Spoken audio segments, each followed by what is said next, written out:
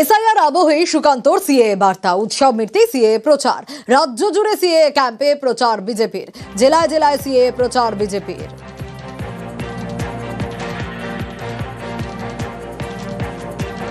সিএটা হচ্ছে আমাদের বাংলার বিজেপির ক্ষেত্রে it is related to our heart. আমরা প্রতিশ্রুতিবদ্ধ, আইডিওলজিক্যালি উই আর কমিটেড যে বাংলাদেশ থেকে আসা হিন্দুদের আমরা নাগরিকত্ব দেব। সবাই তো পালিয়ে আসতে পারেনি, কিছু মানুষ তো পারে থাকতে থেকে গেছে, তাদের কি হবে? আমরা আগামী দিনে শিবির করে ফর্ম ফিল আপ করাবো, প্রয়োজনে সিএ এর মাধ্যমে তারা নাগরিকত্ব পাবে। সিএ এর ক্যাম্প পশ্চিমবঙ্গে অনেকে করছে, আমি তো প্রস্তাব দেব তৃণমূলকেও সিএ ক্যাম্প করার জন্য। এ রাজ্যে সিএ হবে না, চ্যালেঞ্জ তৃণমূলের। এসআইআর করে ভোটে জেতার চেষ্টা বিজেপির, তোপ অরূপের।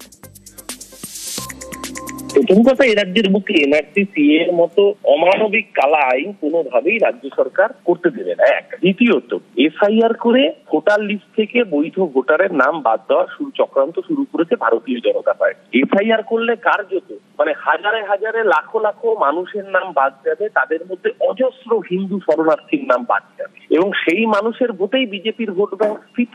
অর্থাৎ আতঙ্কিত বিজেপি এখন সিএ এর গাজর ঝুলিয়ে ওরা কোন রকমের ভোট বৈতরণী পার হতে চায়। এসআইআর নিয়ে তৃণমূল বিজেপি তুঙ্গে তরজা। কল্যাণের শহরে সুকান্ত, শ্রীরামপুরে সুকান্তর বাইক র্যালি, শ্রীরামপুরে বাইক মিছিলে সুকান্ত। কাল সুকান্তকে চ্যালেঞ্জ কল্যাণের, আজ কল্যাণের লোকসভা এলাকায় সুকান্তর মিছিল। মিছিল শেষে তৃণমূলকে ফের সুকান্তর হুঁশিয়ারি। ঝান্ডা ও ডান্ডার বাণী বিজেপি সাংসদের গলায়। সুকান্ত মজুমদার বেকার লোক, কটাক্ষ কল্যাণ বন্দ্যোপাধ্যায়। কল্যাণ ব্যানার্জির মতো ছুচোদেরকে ভয় পাবেন না, এদের মারিয়ে যেতে হয়। কালকে এত বড় বড় কথা বললো সে সুকান্ত মজুমদার, এসে ভাষণ দিয়ে আর বেরোতে দেবো না, এত দম। কল্যাণ কল্যাণ ডাক পারি, কল্যাণ গেল কার বাড়ি? আই কল্যাণ দেখে যা বিজেপির ক্ষমতা। কি হলো আপনার? ফুস। আমার কর্মীরা আজকে ঝান্ডাও এনেছে, তার সাথে ডান্ডাও এনেছে। ভোট কি আর দিয়ে গেলাম, এই ঝান্ডা আর ডান্ডার বাণী তৃণমূলকে শোনাতে হবে। পুলিশ যদি নিরপেক্ষ হয়ে যায় 15 মিনিট লাগবে না, পশ্চিমবঙ্গের সব তৃণমূল কংগ্রেস কার্যালয় বন্ধ হয়ে যাবে। তাহলে কল্যাণ দা এরপরে যদি খেলতে ডাকে, আমি শ্রীরামপুরের কর্মীদেরকে বলে দিচ্ছি ভালো করে খেলবে। আমি তো ওর মতো বেকার লোক নই যে যখন তখন যেখানে সেখানে ঘুরে বেড়াবো, খ্যাপা শিয়ালের মতো ঘুরে বেড়াচ্ছি। আমি আবার বলছি, এসআইআর থেকে নাম কেটে দিয়ে ও সিআইএসএফ সিআরপিএফ নিয়ে এসে শ্রীরামপুর পার্লামেন্টে একটা মানুষকে গুলি করে মারুক, সুকান্ত মজুমদারকে বাড়ি ফিরে যেতে দেব না। ওর বাবা নরেন্দ্র মোদী পারবে না ওকে বাড়ি ফিরে নিয়ে যেতে। হঠাৎ করে চলে গেছে, তুই নোটিশ দিয়ে দিতে পারছিস, আমিও চলে যেতাম, দেখতাম ওকে। ও তো সেই হিম্মত হয়নি। ছুঁচো মেরে হাত গন্ধ করবো কেন আজকে? সুকান্ত তুই আয়, ডান্ডা দিয়ে মারবি আয়, আমি তোকে ডান্ডা কোথায় পড়তে হয় দেখিয়ে দেবো। মোদি যতদিন আছে ততদিন এগুলো রয়েছে, মোদি না থাকলে কুকুর বিড়ালে সুকান্তদের টেনে নিয়ে তুলে চলে যাবে। ভোটার লিস্ট থেকে 100-রও বেশি নাম বাদ। উত্তর দিনাজপুরের গোয়ালপুকুরে চাঞ্চল্যকর অভিযোগ, আর এ নিয়ে রাজনীতির হাওয়া গরম।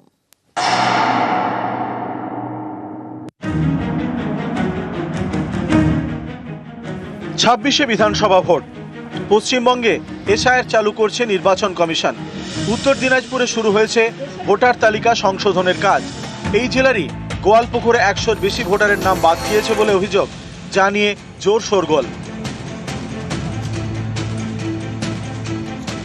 তৃণমূলের দাবি, সম্প্রতি তারা ভোটার তালিকা সার্ভের কাজ শুরু করে, তখনই সামনে আসে গোয়ালপুকুর 1 নম্বর ব্লকে একের পর এক ভোটারের নাম বাদ গিয়েছে। নির্বাচন কমিশনের পোর্টালে নাম নেই, একজনের এপিক নম্বরে অন্যের নাম। যাদের নাম বাদ গিয়েছে তারা চিন্তায়। 2024-এ ভোট দিয়েছিল আর এখানে নাম কাটে গেছে। কি করে বুঝলেন? ইনকোয়ারি গেছিল, ইনকোয়ারিতে দেখা যাচ্ছে নাম নাই। কি চাইছেন এখন? ভোটার লিস্টের নাম উঠাবো না। কি করে কাটানো আমি তো জানি না। এখন যখন আমি ইনকোয়ারি গেল আমার কাছে, তাই বললো যে আপনার নাম নাই। আমি এখানে আসছি, বেলার কাছে আসছি। ভোটার তালিকায় যাদের নাম বাদ গিয়েছে তাদের নিয়ে গোয়ালপুকুর 1 নম্বরের বিডিওর দ্বারস্থ হন তৃণমূল ব্লক সভাপতি। সকলের নাম তালিকায় তোলার আবেদন করেন। 102 জনের মতন নাম কিন্তু ডিলিট হয়ে গেছে। 100% চক্রান্ত, বিজেপির একদম চক্রান্ত এটা। মহারাষ্ট্রতে যেভাবে কারচুপি করে ওখানে দখল করলো, তারপরে দিল্লিতে আমরা দেখলাম, তারপর হরিয়ানাতে দেখলাম, এখন লক্ষ্য হচ্ছে টার্গেট হচ্ছে ওনাদের বাংলাটাকে দখল করার জন্য এগুলো কারচুপি করছে ওরা। গোয়ালপুকুরের ভিডিও বা গোয়ালপুকুরে যাদেরকে বিএলওর দায়িত্ব দেওয়া আছে সেই সমস্ত বুথ লেভেল অফিসার তারাই বলতে পারবে কার নাম কেটেছে, সেটা কেন কেটেছে। সেই জবাব তো বিএলওকে দিতে হবে। বিএলওর উপরে যে আছেন ভিডিও, সেই জবাব ভিডিওকে দিতে হবে। এখানে তো বিজেপি ভোটার লিস্ট তৈরি করেনি। গোয়ালপুকুর থেকে চঞ্চল মোদক, নিউজ 18 বাংলা।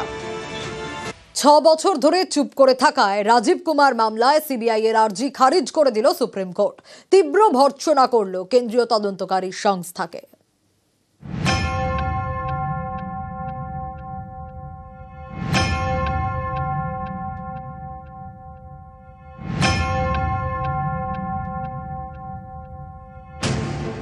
বছর ধরে চুপ, তাই রাজীব কুমার মামলায় সিবিআই এর আর্জি খারিজ করে দিল সুপ্রিম কোর্ট।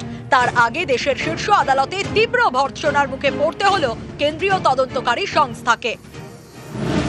2019 সালে রাজীব কুমারের আগাম জামিন মঞ্জুর করে কলকাতা হাইকোর্ট। 3 দিনের মধ্যে হাইকোর্টের নির্দেশ চ্যালেঞ্জ করে সুপ্রিম কোর্টে যায় সিবিআই। তারপর 6 বছর কেটে গিয়েছে।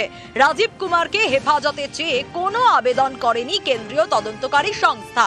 তারপর গত সোমবার রাজীবের আগাম জামিন খারিজের আবেদন নিয়ে শীর্ষ আদালতে পৌঁছয় সিবিআই। কেন্দ্রীয় তদন্তকারী সংস্থাকে তীব্র ভর্ৎসনা করেন প্রধান বিচারপতি বি.আর. গাভাই। কেন্দ্রের প্রতিনিধি সলিসিটর জেনারেল তুষার মেহতাকে প্রশ্ন করেন, 6 বছর আগে আগাম জামিন নেওয়া হয়েছে, আপনারা এতদিন এই নিয়ে ভাবেননি কেন?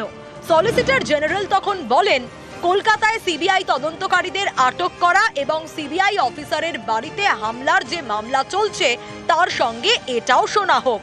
প্রথমে মামলাটি শুনতেই রাজি হচ্ছিলেন না প্রধান বিচারপতি।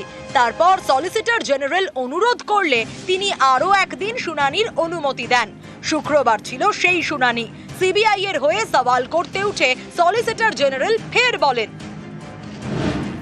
কলকাতায় সিবিআই অফিসারদের গ্রেফতার করা হয়েছিল, জয়েন্ট ডিরেক্টরের বাড়িতে হামলা হয়েছিল, গোটা সিস্টেম এমনকি মুখ্যমন্ত্রী পর্যন্ত রাজীব কুমারকে বাঁচাতে নেমে পড়েছিলেন, বাড়ি পর্যন্ত চলে গিয়েছিলেন। যদিও এই সব কথায় গুরুত্ব দেননি প্রধান বিচারপতি। সলিসিটর জেনারেলের উপর কিছুটা বিরক্তই হন তিনি। সিবিআই এর আর্জি খারিজ করে দেন। আজকে 7 বছর ধরে যে অভিযোগ সিবিআই করছিল এবং করে যেভাবে রাজীব কুমারের কাস্টাডি চাইছিল, আজকে প্রমাণ হয়ে গেল যে অভিযোগগুলো যেদিন থেকে উনি ইন্টারিম প্রোটেকশন পেয়ে গেলেন তারপর থেকে একবারের জন্য আর সিবিআই ওনাকে ডাকলেন না। তার কারণটা হচ্ছে মেটেরিয়াল নেই। একটা মিথ্যার উপর ভিত্তি করে কতদিন একটা কেস চলতে পারে? প্রমাণিত হয়ে গেল রাজ্য সরকার সঠিক, রাজীব কুমার সঠিক এবং পুরো ব্যাপারটা রাজনৈতিক উদ্দেশ্য প্রণোদিত। 2021 ইলেকশনের আগেও এই কেসটাকে জ্যান্ত করা হয়েছিল, আবারও এই কেসটাকে জ্যান্ত করার চেষ্টা হয়েছিল। ইনভেস্টিগেটিং এজেন্সিদের দিয়ে কখনো ভোট হয় না। সারদা কাণ্ডে মূল মামলার শুনানি চলবে আগের মতোই।